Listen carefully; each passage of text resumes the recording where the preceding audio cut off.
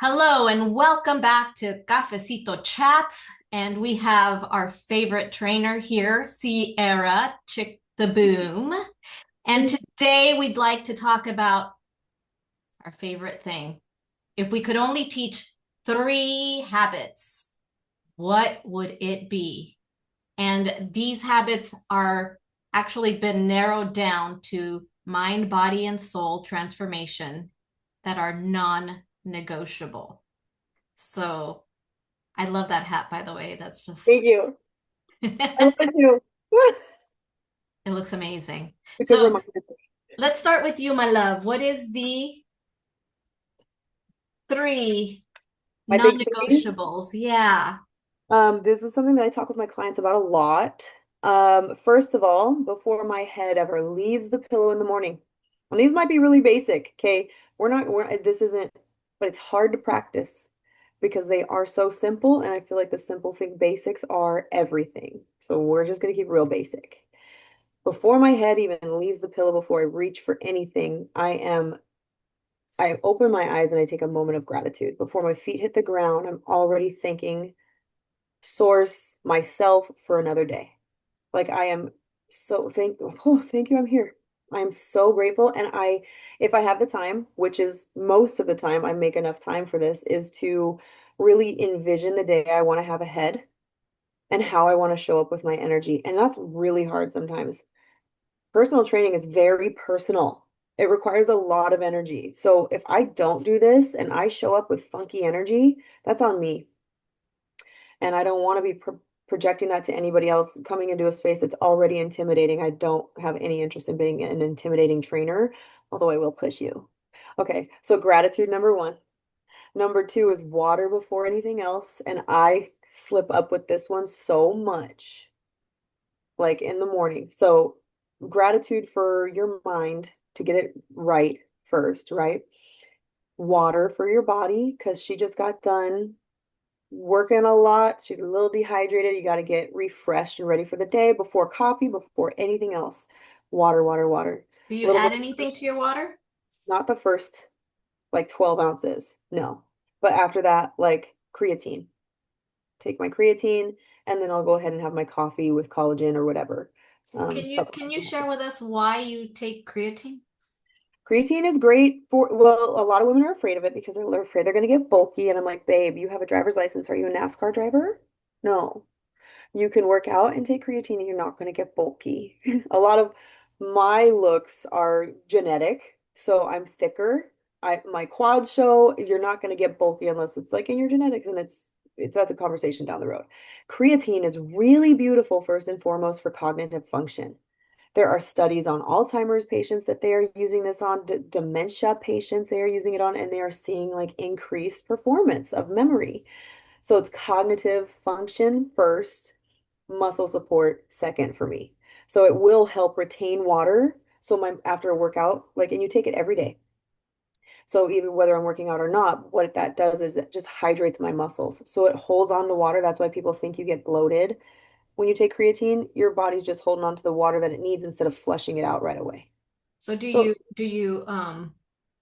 Do you do no, creatine more than once a day? nope. Do you I do more don't, than there's five not, grams? you do not have to load. I take 5 grams a day. I don't do anything more than that. I take it in the beginning of the day. Okay. Yeah. Sorry, And go on.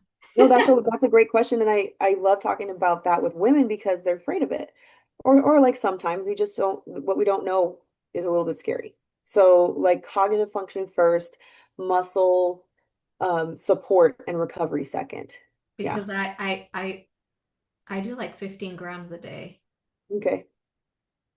I don't know the benefits of taking more than five. Some people do more or less. I just haven't done enough research on it. I use my brain power so much every day Mhm. that what I find that it does is that it gives me a lot of focus. It Beautiful. allows me to focus and it gives me that extra umph that I need in the morning to function. So And um that's great. Like whatever works for you, they are supplemental. So of course, first we want to that's the other thing with supplements. They are supplemental. So whole foods first with nutrition, hydration, and everything. So your first part of hydration is water. then you can supplement that water with some creatine to help with other parts of the body and the brain. Yeah, Same got it. thing with taking salts. I'm big on salted water. Mm-hmm. And, particularly when you are having a stressful workout, it really does give you that energy and that extra oomph that you need and also hydrates you really, really well. Right. My favorite is Element, and it's tasty and clean. So that's what I usually put my clients on or, tell them about. I like Ultima. Or Ultima Ultima. is Is it cool. Ultima or yeah, it's Ultima, Oh, right? something like that. Yeah, I think that's another cleanish one. Yeah. I'm like off of Liquid IV. I've only tried that ever like 3 times. It's just Yeah, not no, it has too good. much sugar on Will in not there. support that. Yeah, can't do Yeah. it. So gratitude, water, and sunshine in the morning. And then the second or the third one, non-negotiable for me, is gonna be any time throughout the day that I feel overwhelmed or not good enough, not worthy, whatever, is being still. Finding some time to be still. And it can be in a crowded room, but it's that practicing meditation to bring me back into my body and back into my knowing. And Andrew Huberman taught me this breath technique is just breathing in through your nose and then one extra fully release. It like gets you back into that nervous system. Calm. And like it's that it doesn't have to be for a minute. You do like the first breath, I can feel my whole body relaxing right now. So the neurology behind that is very, very interesting. So like taking those moments and maybe speaking like I do with our affirmations to myself, I am here, I am safe, I am loved. And just remembering those things and learning to talk to yourself like that is a big practice for me and my clients because yes, we're here to gain some muscle and put some muscle mass on for longevity and all of that, but that's like you just get into the swing of things and that's what you do now. It's part of your lifestyle. And even more than that is how are you talking to yourself? Would you talk to your best friend like that? Why are you talking to yourself like that? I know that that's something we hear a lot about. And when you stop to think about it, yeah, why are you talking to yourself like that? Because you think being mean is going to kick your butt into gear? No. Yeah, that's conditioning all over again. Exactly. So I'm Yeah. trying to break down these conditionings, particularly with women, because society tells us how we should look, what we should eat, how we should move, all of that stuff based off of this one beauty standard. Because we live Mhm. in America, and I mean, I like to look cute. This is nothing wrong with that. I Yeah. love the aesthetics that working out regularly brings me and training, but more than that, this work has taught me time and time again that I am so much deeper, so much more than physical. And Yeah. it's been really fun to get to know myself through movement because it throws me into that space. Yeah. No, I think that's amazing. Have these three non-negotiables shifted over the years? Were there three other non-negotiables before? Oh yeah, they were very different a few years ago. I would say I was more in that detached space. I had to be up at 4:30 every morning, get to the gym by 5, stay there until 7:30, 2.5 hour workout. Like it was very regimented before. There wasn't a lot of softness in Hmm. my training a few years ago for me personally. And I was like newer in the field then too, so I felt like I had to look a certain way, be a certain way. Yeah, I'm up at 4 o'clock every day, you know? And like that works for some people. I've learned now I don't want to be up before 5:30. I don't. I love early mornings though. I really, really do. If there's something I have to do, it's going to be for me between the hours of 5 and 9 a.m. That's my time.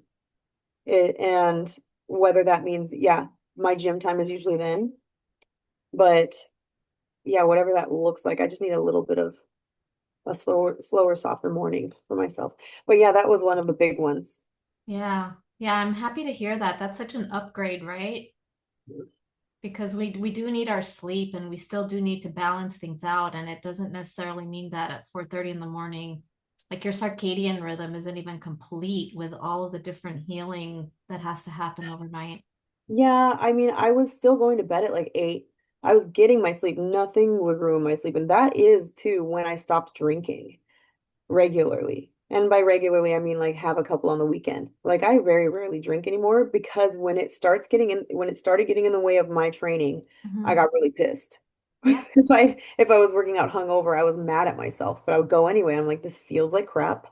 I don't want to Mhm. do this anymore.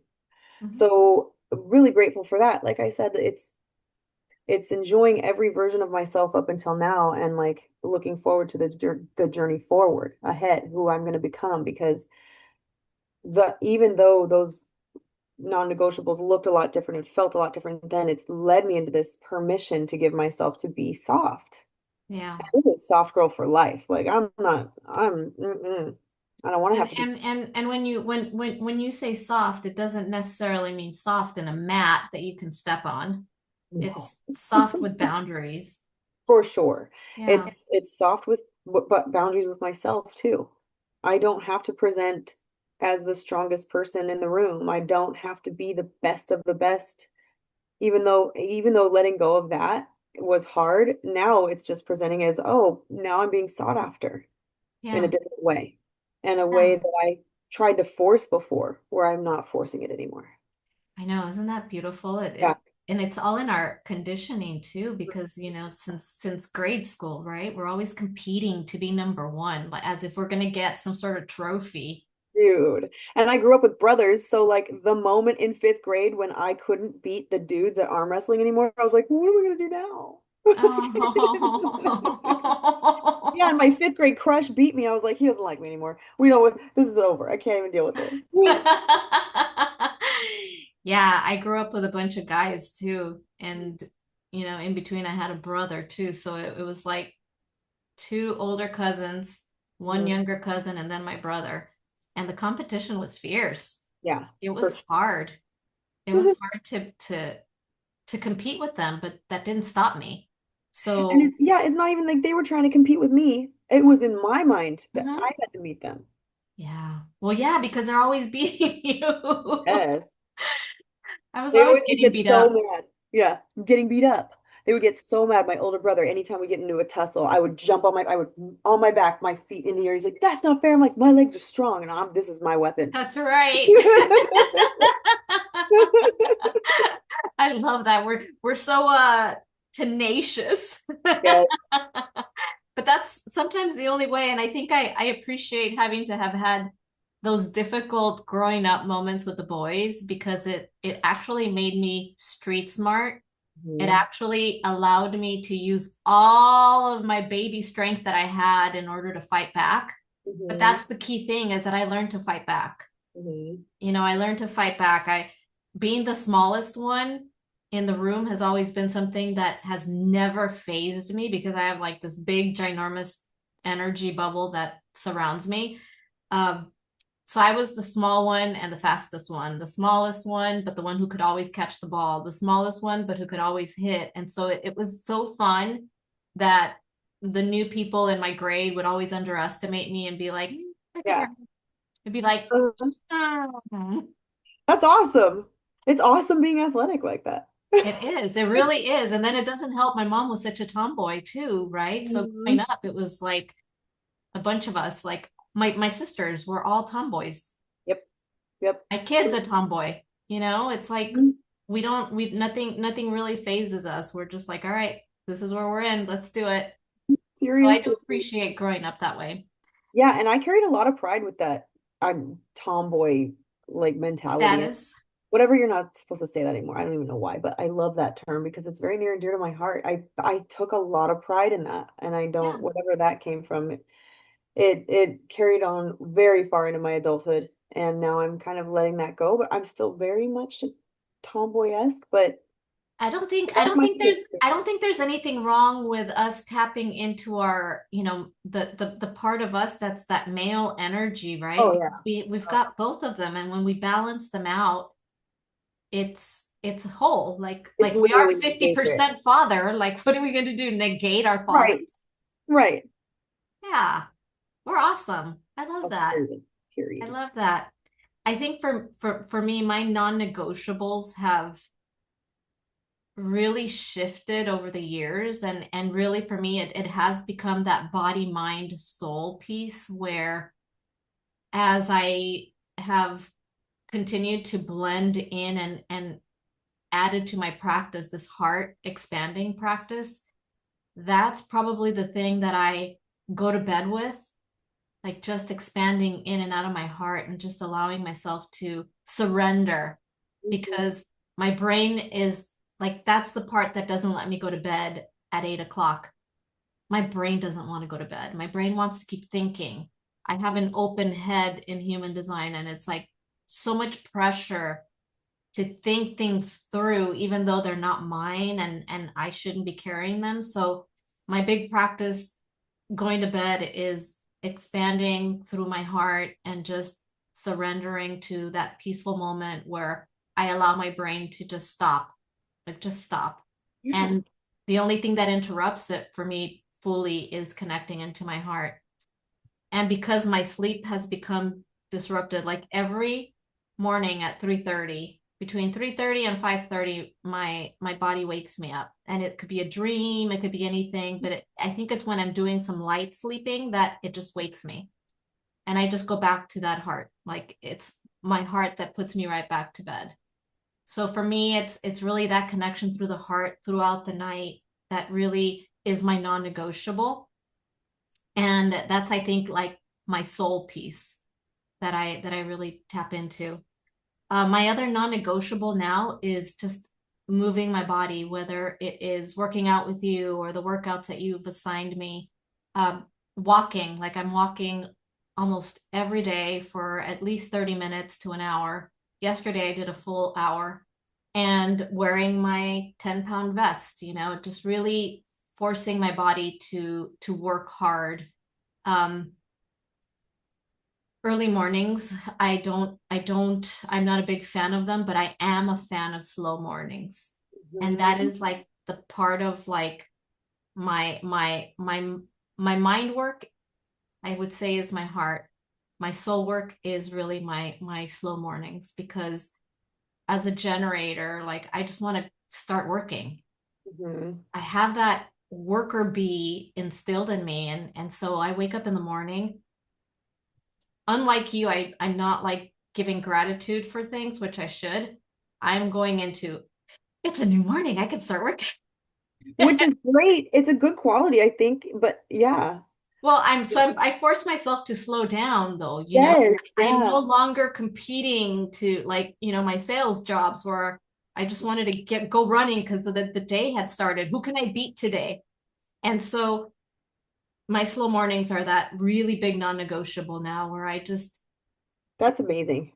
and I have I've never been a coffee drinker until I started ketosis, and the ketosis just started.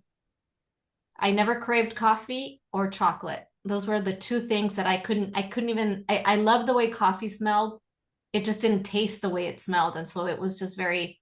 And ironically, I used to sell coffee for a living, and I so I was a pretty good judge of good and bad coffee because I didn't drink it. Um, so as soon as I started ketosis, not only did I start craving chocolate, like chocolate cake, that decadent strawberry, oh no, raspberry chocolate cake, Mhm. that was like my biggest gift of everything, was like I just wanted that chocolate cake.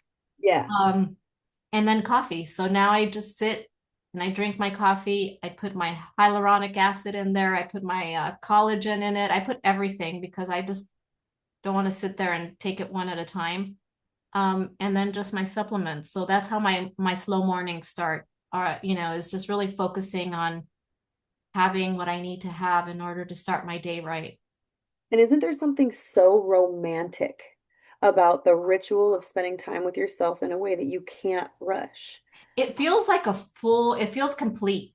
Yeah. It feels complete. If I can start my morning without having to, rush, and believe it or not, I'm starting to rewire. Well, because I spend so much time in the sun now, my circadian rhythm has slowly shifted. So I go to bed about 9. Wow. I go to bed about 9. So I'm up between 5:30 and 6:30 every morning by myself. That's amazing. I Whoa. know, isn't it crazy? The girl who could not go to bed before 1 is going to Yeah. bed at 9. Yeah, it's been really fun to cycle through that, and getting up early enough to just do what I want to do. Yes. It's priceless. Hmm. It's priceless.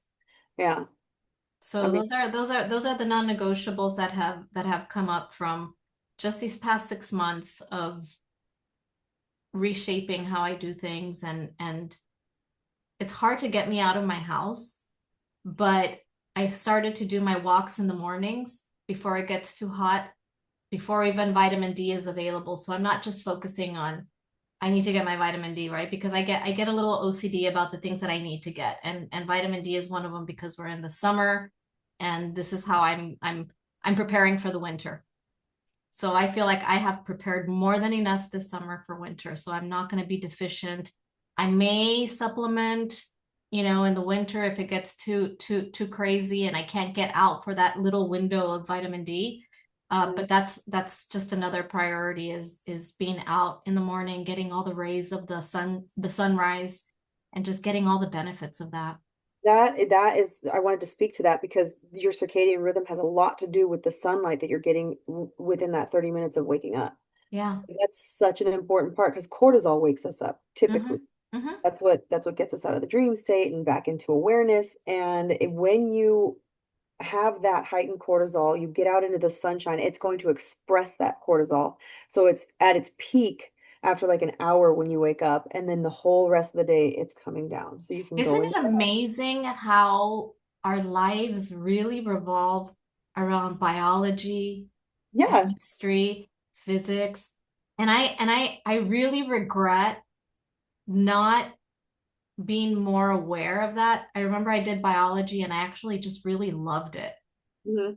And then when it came down to going and taking chemistry, I was like, it has too much math. I'm not even going to. So I chickened out and I did, physical sciences. It was so boring. Um, it would have Chemistry been so, math is really fun, by the way. Chemistry math is not normal math. It's so fun. yeah, but I didn't even give myself a chance to Yeah. to get there because I was already taking so many AP classes and just, I mean, junior year and senior year were very stressful for me because I was Oh, taking not for me. I was taking so many AP courses and I was so focused on, you know, um, extracurricular activities for college. I mean, it was just so demanding. They just kept piling things up on you. And I just really chickened out and I really missed out because I find now that everything is a chemical reaction in our body that happens when we go out into the sunshine. And, I haven't used any what is it, the sunblock or anything, and I'm not getting burned. It's just really been fun to learn all of the ways that the body can work Mhm. in autopilot by itself without having to do anything to constrict it. So I don't wear sunglasses anymore either. I just Yeah, and that's a huge thing. That's the first thing we want to do when we're out in the hmm sun is sunglasses. Also because they're cute, but I don't wear sunglasses a lot of times either because unless I'm going to be outside for a prolonged period of time or something that yeah. I just want it. But particularly in that morning with the red and oranges, hmm and that's the kind of stuff that is going to be most beautiful for like helping with the circadian rhythm. And yeah. it's amazing. We are reacting, our bodies are biologically responding to the way that the external out inputs are fed to us. And like with what we consume, nutrition, social media, shows, I'm very aware of all of that when I do.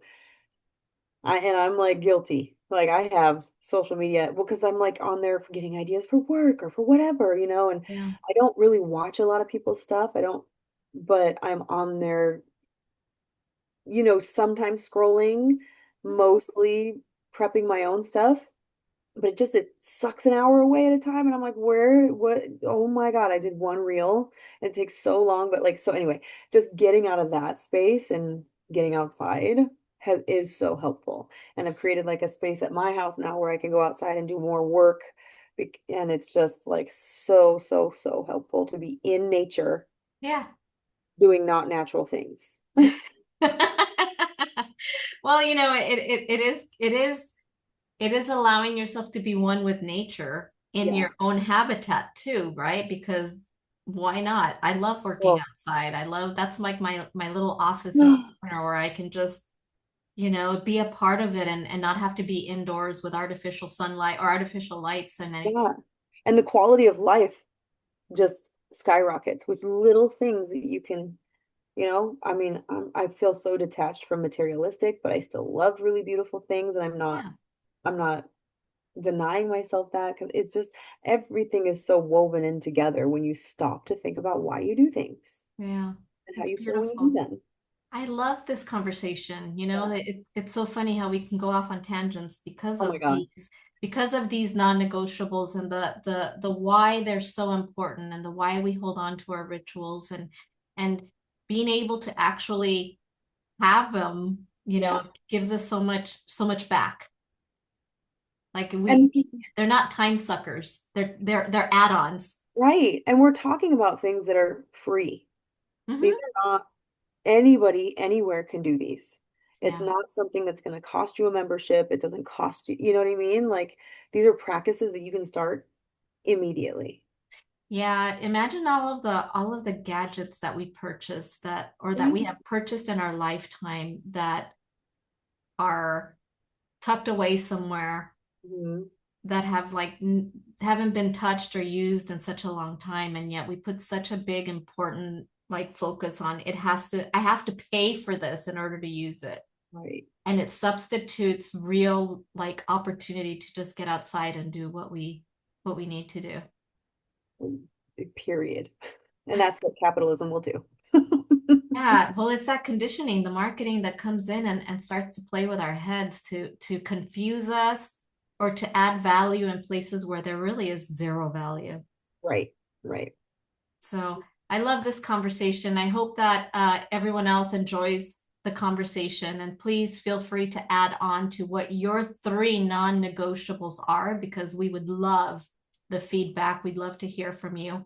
And we'll see you next week. Yay.